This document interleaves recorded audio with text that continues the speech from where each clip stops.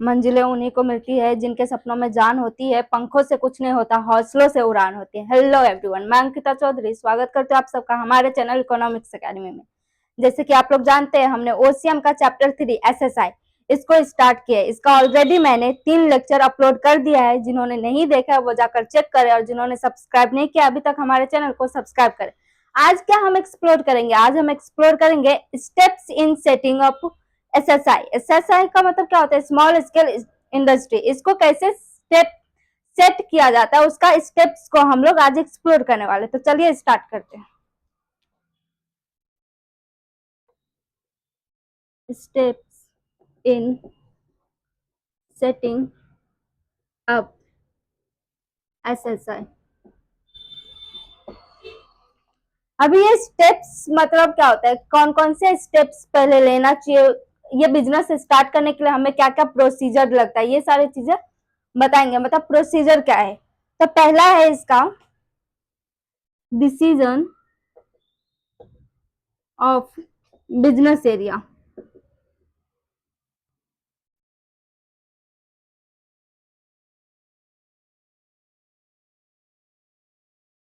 अभी ये किस टाइप के डिसीजन लेता है बिजनेस एरिया में? मतलब हमें एसएसआई को कहाँ पे इस्टेब्लिश करना चाहिए, ये डिसाइड करने के लिए किस टाइप के डिसीजन लेना चाहिए। फॉर एग्जाम्पल, अगर आपको कोई एसएसआई सेटअप करना है, मतलब आपको अगर मानो कोई ऐसा बिजनेस खोलना है, अचार पापड़ की बिजनेस खोलनी है, तो आप एक इंडस्ट्री लगाना चाहते हो ऐसे रूरल एरिया में, तो आप कौन से एरिया को चूज करोगे रूरल एरिया में? जहां पे आपको सारी फैसिलिटी मिले, जैसे कि रॉ मटेरियल मिलना चाहिए, अचार बनाने के लिए आम मिलना चाहिए, फिर वहां पे मतलब रॉ मटेरियल लाइक उसका लेबर भी होना चाहिए। अचार बनाने के लिए आपको मजदूरों की जरूरत पड़ेगी, आपको एम्प्लॉय की जरूरत पड़ेगी, तो वो एम्प्लॉय भी आसपास प्रेजेंट होना चाहिए। रॉ मटेरियल होना चाहिए, इलेक्ट्रिसिटी होनी चाहिए, पावर, फिर वाटर सप्लाई अच्छी तरह से होनी चाहिए। ये सारे चीजें को ना ध्यान में रखते हैं लोग, तभी अपना बिजनेस को सेटअप करते हैं। तो वो एरिया डिसाइड करने के लिए कहाँ पे उनका बिजनेस होना चाहिए, वो डिसाइड करने के लिए आपको ना ये सारी चीजें को ध्यान में रखना पड़ता है कि आपका रॉ मटेरियल होना चाहिए, ट्रांसपोर्टेशन होना चाहिए, उसका सुविधा तो होना ही चाहिए। मतलब अगर आपको कभी भी आम को कहीं से लाना हो, तो आपके पास में एक ट्रांसपोर्ट व्हीकल मौजूद होने चाहिए, ट्रांसपोर्टेशन सिस्टम मौजूद होनी चाहिए जो आपकी हेल्प करे। तो ये सारी सिस्टम को ना हम लोग देखते हैं जो हमारे आसपास में प्रेजेंट है या नहीं, हमारी कैसे फैसिलिटी मिलेगी, वो सारी चीजों को देखना पड़ता है, तभी हम किसी एरिया में जाकर सेटअप करते हैं अपना बिजनेस। तो ये डिसीजन लेना पड़ता है एक एसएसआई को सेटअप करने के लिए। नेक्स्ट पॉइंट है स्टडी ऑफ बिजनेस एनवायरमेंट।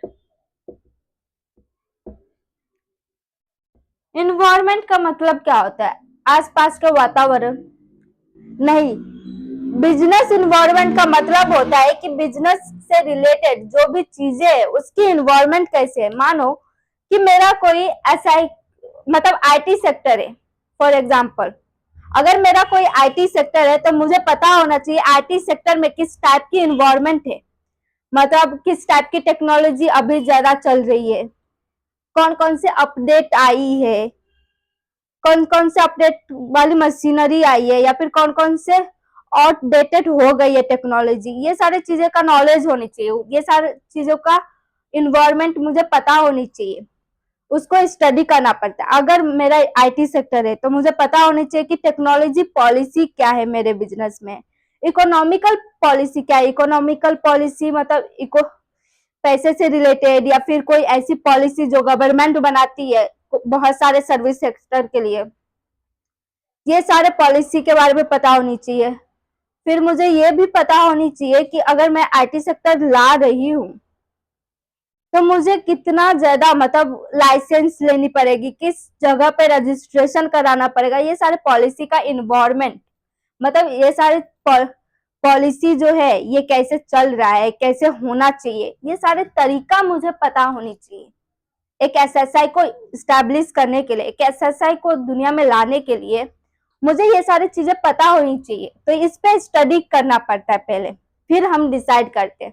या फिर मैंने जैसे बोला था अचार पापड़ की बिजनेस कर रही हूँ मैं, अचार बनाने का, तो मुझे पता होनी चाहिए कि किस टाइप की अभी लोग अचार पसंद कर रहे खाना, कस्टमर को किस टाइप की अचार पसंद है, किसी को तीखा पसंद रहता, किसी को मीठा पसंद रहता। तो अभी मार्केट में कैसा चल रहा है अचार का सिस्टम, मतलब किस टाइप का मटेरियल यूज करते हैं, कितना प्राइस है उस अचार का, ये सारे इन्वायरमेंट के बारे में पता करना है। ये नहीं जो ऑफिस का इन्वायरमेंट कैसा, मतलब ये पता होनी चाहिए। लेकिन ये आप खुद बनाओगे, लेकिन बनाने से पहले वाली सिस्टम जो होती है इसमें ये सारे पॉलिसीज आती है। फिर नेक्स्ट है सिलेक्शन ऑफ प्रोडक्ट। ये सिलेक्शन ऑफ प्रोडक्ट क्या है, मतलब किस टाइप की सिलेक्शन, अगर आपको ये सिलेक्ट करना है कि आपका प्रोडक्ट जो रहेगी वो किस टाइप की होगी, मैन्युफैक्चरर गुड्स होएगी या फिर सर्विस सेक्टर आप खोलना चाहते हो। ऐसा बैठाने से पहले हमें पता होनी चाहिए कि मैं किस टाइप की गुड्स बनाना पसंद करती हूँ, मैं कौन से गुड्स को लाना पसंद कर रही हूँ मार्केट में। तो मैन्युफैक्चरर गुड्स है या फिर कोई सर्विस सेक्टर है, मैन्युफैक्चरर गुड्स में भी कैसे गुड्स है, मतलब कौन से क्वालिटी का गुड्स बना रही हूँ मैं, लेबर कैपिटल गुड्स बना रही हूँ, लेबर इंटेंसिव गुड्स बना रही हूँ, ये सारी चीजें पता होनी चाहिए। ये सारी चीजें को सिलेक्ट करना पड़ता है एज अ एसएसआई का ओनर। अगर मैं एक एंटरप्रेन्योर हूँ तो मुझे पता होनी चाहिए कि मेरा आइडिया जो है ना वो किस टाइप की गुड्स बनाने के बारे में सोच रहा है। मानो मैं ये सोच रही हूँ कि मेरे को अचार बनानी है, तो अचार बनानी है या अचार सिर्फ बेचनी है। अगर मुझे अचार बनानी है तो मेरा जो इंडस्ट्री रहेगी, एसएसआई रहेगी, वो क्या रहेगी, मैन्युफैक्चरर होगी, क्योंकि मैं उसमें बना रही हूँ। अगर मुझे सिर्फ बेचना है वो, तो मेरा जो इंडस्ट्री रहेगी वो सर्विस सेक्टर रहेगी, क्योंकि मैं सिर्फ और सिर्फ सेल करने का काम करूँ, बना कोई और रहा है मेरे पीछे। तो ये सारी चीजें पता करना पड़ता है, एक सिलेक्ट करना पड़ता है हमको, जो एसएसआई बनाने इस्टेब्लिश करने से पहले जो हमारा गुड्स किस टाइप का है, तो प्रोडक्ट कैसा है। फिर है सिलेक्शन ऑफ प्लेस। तो मुझे ना पहले प्लेस भी सिलेक्ट करनी पड़ेगी, मतलब कैसे टाइप का प्लेस। अभी तो मैंने बोला था कि बिजनेस एरिया सिलेक्ट डिसीजन करना पड़ता है, मतलब कौन से टाइप का बिजनेस एरिया रहेगी, राइट। लेकिन मेरा जो गुड्स है, मैंने जो एरिया चूज किया है वहां पे क्या सच में वो गुड्स चलेगी। मैं ऐसे जगह पे अचार बनाने का बिजनेस खोल रही हूँ जहाँ पे ऑलरेडी हर घर में अचार बनती है, मतलब हर घर में लोग जो है ना घर बैठे बैठे छोटे छोटे एसएसआई खोल के बैठे, वहां पे मैं भी खोल रही हूँ। क्या मतलब है, कुछ मतलब नहीं है, चलेगा ही नहीं, बहुत रिस्क होगा। तो मुझे ऐसा प्लेस चूज करनी पड़ेगी जहां पे सच में मेरी गुड्स की डिमांड हो, जहाँ पे मेरे अचारों का ना वैल्यू हो। तो ये प्लेस सिलेक्ट करना पड़ता है, तो प्लेस सिलेक्ट करते हैं। फिर है next point selection of technology.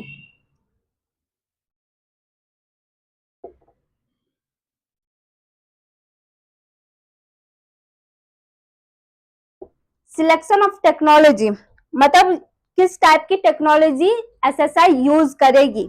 अभी तक एसएसआई आया नहीं है, बट हम लोग पहले ही सिलेक्ट कर रहे हैं किस टाइप की टेक्नोलॉजी, मतलब किस टाइप की मशीनरी यूज करेगी। अगर मेरा आईटी सेक्टर है तो मेरा मेरा जो आईटी सेक्टर है कौन से सॉफ्टवेयर यूज करेगा, कितना लेबर रहेगा उसमें, मतलब कितना एम्प्लॉय रहेंगे, किस टाइप की एम्प्लॉय रहेगी। या फिर मेरा अचार की बिजनेस है तो किस टाइप का मेरा अचार रहेगा, मतलब किस टाइप की अचार बनाने की सिस्टम रहेगी। अगर मैं मशीनरी थ्रू अपना अचार बना रही हूँ तो मेरा गुड्स कैसा हो जाएगा, कैपिटल टेक्नोलॉजी की गुड्स हो जाएगी। अगर मैं वहीं पे लेबर इंटेंसिव बना रही हूँ तो मैं खुद अपने हाथों से बना रही हूँ या फिर कुछ वर्कर्स को लगाई हूँ हाथों से बनाने की, तो कौन से टाइप की टेक्नोलॉजी यूज कर रहे, कौन से मेथड्स यूज कर रहे, तो ये होता है सिलेक्ट करना पड़ता है पहले। फिर नेक्स्ट है बिजनेस प्रपोजल।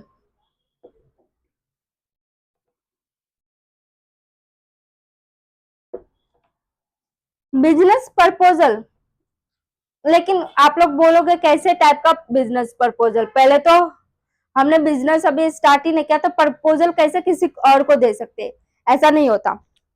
आप अपना बिजनेस स्टार्ट कर रहे हो तो आपको पहले ना लॉन्च करने से पहले वो गुड्स को ना चेक करनी पड़ेगी, लोगों को मतलब ऐसे रिव्यू लेना पड़ेगा कि लोगों को कैसा लग रहा है वो गुड्स। स्टार्ट करने से पहले आप उस गुड्स को चेक करते हो, अचार बना तो लिया लेकिन मार्केट में क्या पसंद आएगी, तो ये बिजनेस प्रपोजल के लिए सही है या नहीं। अब बिजनेस प्रपोजल भी हम बिजनेस स्टार्ट करने से पहले भी दे सकते हैं। जैसे कि अभी स्टार्टअप वगैरह हो रहा है, तो वो लोग ना अपना स्टार्टअप स्टार्ट करने से पहले भी ना एक प्रपोजल देते हैं, एक अपना मतलब ऑफर देते हैं। अगर इन्वेस्टर को पसंद आ गए तो वो लोग फंड इशू करते हैं उनको, एज ए स्टार्ट करने के लिए बिजनेस इशू करते हैं इन्वेस्टर, ना कि इसलिए कि वो ऑलरेडी चल रहा है फिर करेंगे, करते ऐसे भी होते, तो इसको ना फर्दर इशू कहते हैं। आईपीओ यानी कि पहला इनिशियल जो फंड इशू होता है, उसके लिए लॉन्च करने से पहले जो लेते हैं सीड्स फंड, उसको कहते हैं बिजनेस प्रपोजल। हम किसी को दे रहे प्रपोजल। उसके बाद नेक्स्ट है फाइनेंस।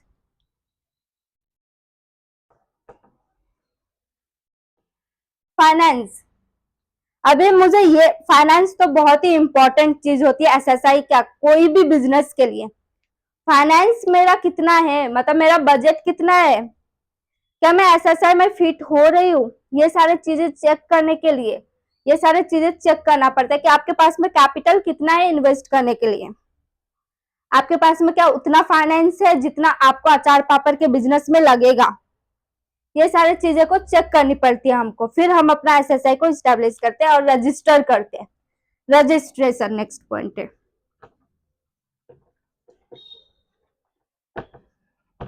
रजिस्ट्रेशन किस टाइप की, मानो अगर कोई एक कंपनी है, तो वो कंपनी जो रजिस्टर होती है वो आरओसी में रजिस्टर होते हैं, रजिस्ट्रार ऑफ कंपनी। वैसे ही एसएसआई को रजिस्टर करते हैं हम, उसके लिए हमें क्या करना पड़ता है, एक फॉर्म रहता है, उसको फिल करना पड़ता है, उसमें सारी चीजें लिखना पड़ता है कि हमारा किस टाइप की बिजनेस है, पार्टनरशिप है या किस पार्टनरशिप है या फिर इंडिविजुअल है, किस टाइप की बिजनेस है, ये सारी चीजें हमें लिखनी पड़ती है और फिर हमें सबमिट करना पड़ता है।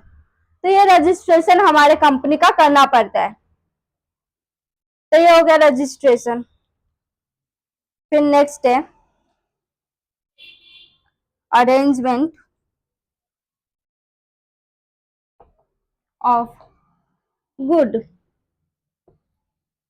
अरेंजमेंट ऑफ अ गुड्स मतलब अपने गुड्स को किस टाइप की अरेंजमेंट करते हैं। इसमें तीन पार्ट है, एक है फिजिकल गुड्स। फिजिकल गुड्स में क्या क्या आती है, रॉ मटेरियल हो गई आपकी, लेबर हो गई, वाटर हो गया, पावर हो गया, मतलब ये सारी चीजें जो है इसको कैसे आप मैनेज कर रहे हो, इसको अच्छी तरह से अरेंज करने का काम एसएसआई करती है। तो ये एक स्टेप्स होती है जो हमें आगे बढ़ने के लिए काम आती है। जैसे कि मानो आपने एक अचार पापड़ की बिजनेस तो खोल ली, लेकिन आपको कोई ठिकाना ही नहीं है जो कितना लोग लग रहा है, जहाँ पे 2 इंसान में काम हो रही है वहीं पे आप 5 इंसान को लगा कर रखे हो, क्या हो रहा है, ह्यूमन रिसोर्सेस वेस्ट हो रही है। वहां पे 2 इंसान की जरूरत है तो 2 इंसान लगा, रॉ मटेरियल अगर 1 किलो आम की जरूरत है तो आप 10 किलो आम ला रहे हो, क्या मतलब है, सब वेस्ट है।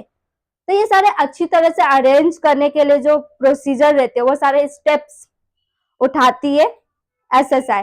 फिर नेक्स्ट उसका जो है वो है स्टाफिंग, मतलब हमें कौन से पोस्ट पे कौन से इंसान को रखना चाहिए, कौन से एम्प्लॉय को कौन सा काम देना चाहिए। स्टाफिंग मैनेजमेंट मतलब अपना स्टाफ को मैनेज करो, स्टाफ को मैनेज करो मतलब कौन एचआर डिपार्टमेंट पे रहेगा, कौन मैनेजर बनेगा, कौन सुपरवाइजर बनेगा, कौन एम्प्लॉय रहेगा, कौन लेबर रहेगा, ये सारी चीजें को डिसाइड करते हैं, अच्छी तरह से मैनेज करते हैं। और फिर इसका जो सी वाली पॉइंट है, मतलब थर्ड पॉइंट है 9th पॉइंट की, उसका क्या है, उसका पॉइंट है अरेंजमेंट ऑफ अ पावर और वाटर सप्लाई। मतलब पावर को अरेंज करो, मतलब इलेक्ट्रिसिटी को मैनेज करना, अच्छी तरह से यूज करना, इसको अरेंज करना। फिर वाटर सप्लाई को यूज करना, मतलब वाटर को अच्छी तरह से यूज करना, क्योंकि वाटर ना सब कुछ में लगते हैं, कोई भी काम करो वाटर की जरूरत पड़ी जाती है, छोटे काम से लेकर बड़े काम तक। तो वाटर को अच्छी तरह से मैनेज करना, अरेंज करना, ये सारे काम किसकी होती है, एसएसआई की होती है। अभी हम लोग नेक्स्ट पॉइंट पढ़ते हैं।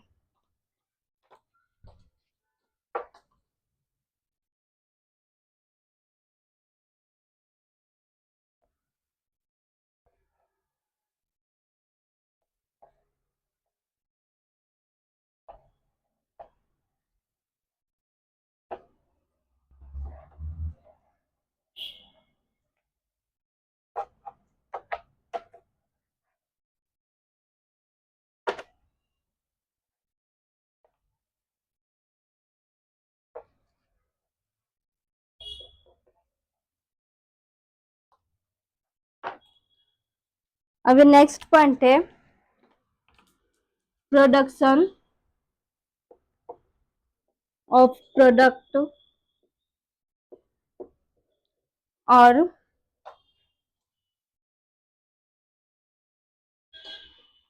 Marketing of product. देखो आपने गुड्स तो बना लिया, इससे पहले हमने क्या क्या देखा, कैसे गुड्स को बनाना पड़ेगा, कैसे रॉ मटेरियल लाएंगे। आपने प्रोडक्ट तो प्रोड्यूस कर लिया, लेकिन उसके लिए मार्केटिंग की जरूरत पड़ेगी, तो वो मार्केटिंग करना एसएसआई का काम होती है।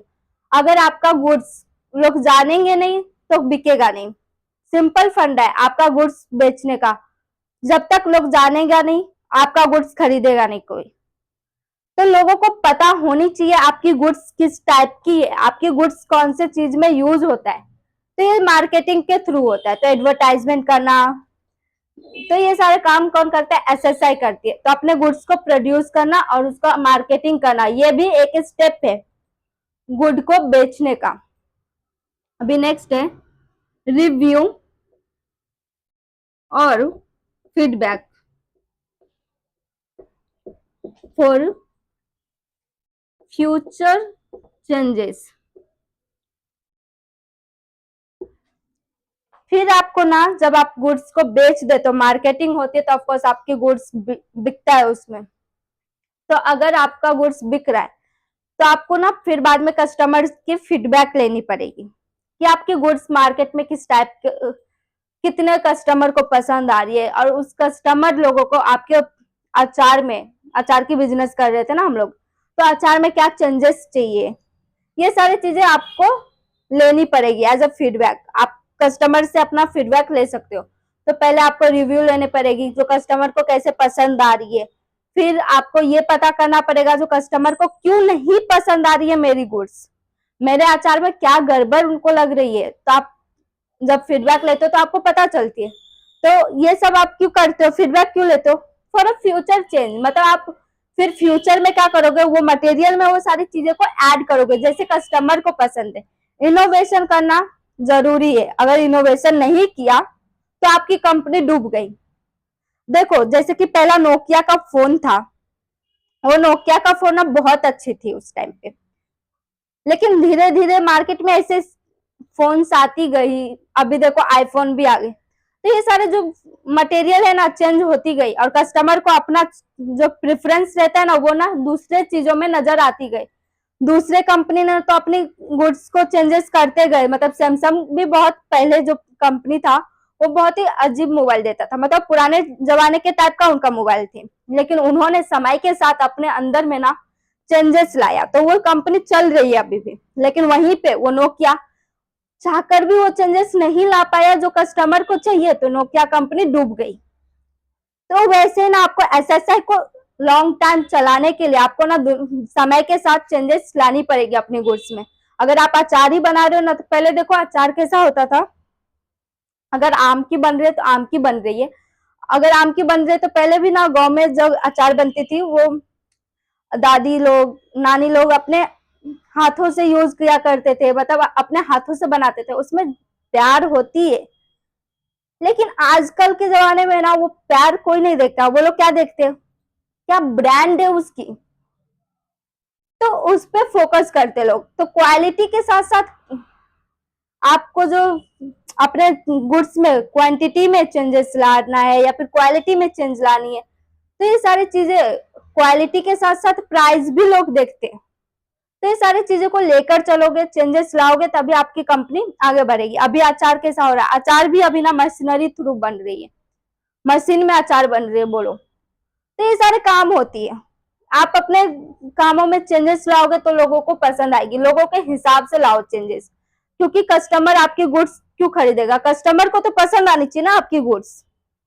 तो ये सारे गुड्स में जब आप अपने अचार के बिजनेस में चेंज करोगे तो कस्टमर को आगे दूसरा ऑफर दोगे, दूसरा गुड्स ला कर दोगे, उनके हिसाब से अचार बनाकर दोगे ना, तो वो लोग आपके साथ लॉन्ग टाइम तक रहेगा। तो ये स्टेप्स होती है अपने एसएसआई को स्टैब्लिश करने का। तो आज हमने देखा 11 स्टेप्स एसएसआई का, जो कैसे सेटिंग करता है एसएसआई। अगर किसी को क्वेरी हो तो कमेंट करें। और हाँ, ये लेक्चर अपना लास्ट था ये चैप्टर का, चैप्टर 3 यहीं पे अपना खत्म होता है। अगर किसी को क्वेरी हो पूरे चैप्टर में तो कमेंट करें। वीडियो पसंद आया तो लाइक करें, दोस्तों के साथ शेयर करें और सब्सक्राइब करें। Thank you.